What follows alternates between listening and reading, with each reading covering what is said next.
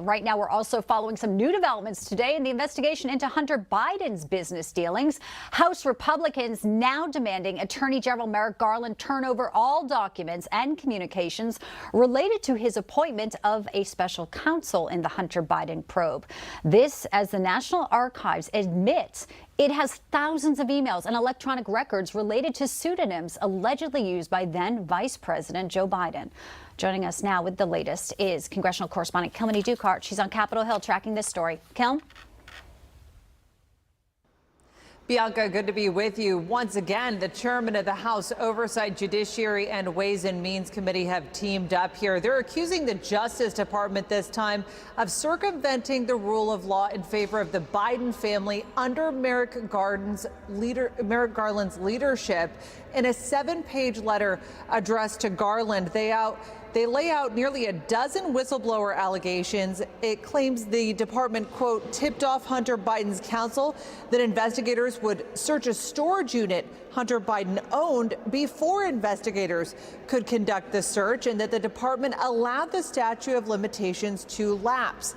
It goes on to say that the department pulled punches in this investigation, handicapping veteran investigators and preventing them from freely pursuing the facts. Now, Republicans are demanding to know if all this happened under the U.S. attorney in Delaware's watch, under the supervision of the DOJ, why Garland would appoint Weiss as special counsel.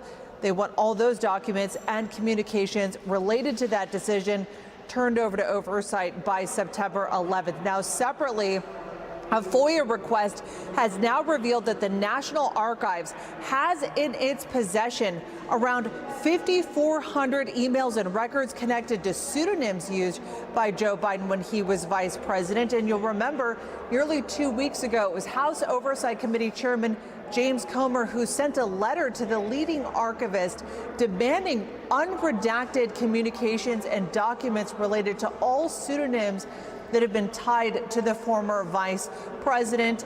Again, that deadline is upcoming and all related to their investigation into whether national security was compromised as part of the Biden family's business dealings.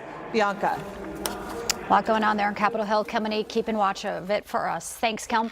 Joining us now to discuss former Deputy Assistant to President Trump, Sebastian Gorka, also the host of the Gorka Reality Check, airing here on Newsmax Sundays, 7 p.m. at 10 p.m. Always worth a double hitter. Seb, good to see you. Let's get right into it. Emails, National Archives admitting 5,000 records, pseudonyms used by the VP. And, the big question is, why was he using the server that was a DOD war-fighting IT server? Why were these emails just regarding Hunter's business in Ukraine? There's so much here to get into. And I know Republican lawmakers have talked about an impeachment inquiry, but some are still hesitating. Yeah, it's truly stunning, Bianca. They're still waiting for what exactly? If I, as deputy to the president, had requested multiple pseudonymous government email accounts to do official business, I would have been charged with a crime. It's in contravention of every regulation for a government employee. And the very simple question is, why? Why does a vice president have to have email accounts in fake names, multiple accounts? And how on earth does he have literally thousands of emails under those fake names, including to Ukrainian businessmen discussing his impending discussions with the then president of Ukraine? And most shocking of all, because he's denied this on camera again and again and again, those emails were copied, were CC'd to his son, Hunter Biden. We've been told again and again and again, oh, I never discussed my son's business dealings. You're sending him your emails as vice president about Ukrainian business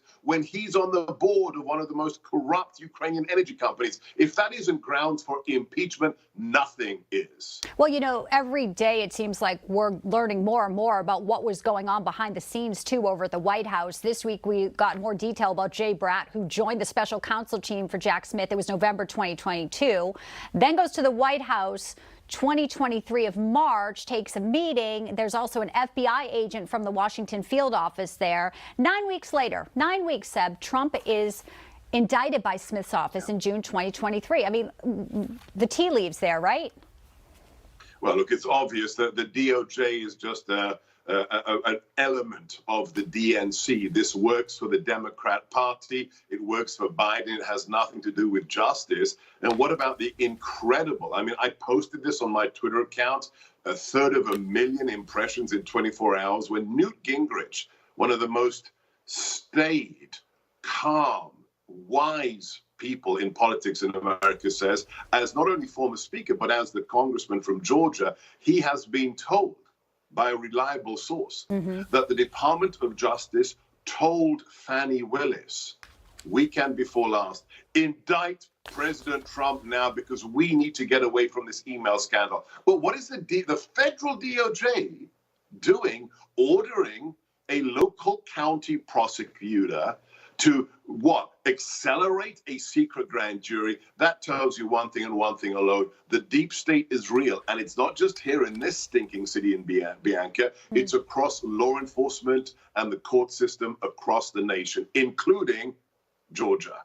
Yeah, these are troubling times for our nation. And Seb, a new AP NORC poll finds that 77% of people say Biden's too old to be effective for 4 more years. It is 89% Republicans, but 69% Democrats. We saw his horrific trip to Maui recently, the lack of empathy, the lack of understanding, and even, his comments were, hard to understand why he would even say that and think that would be okay. And now we're learning also, White House says on 9/11, he's going to mark the 22nd anniversary of the attacks on our nation by going to Alaska.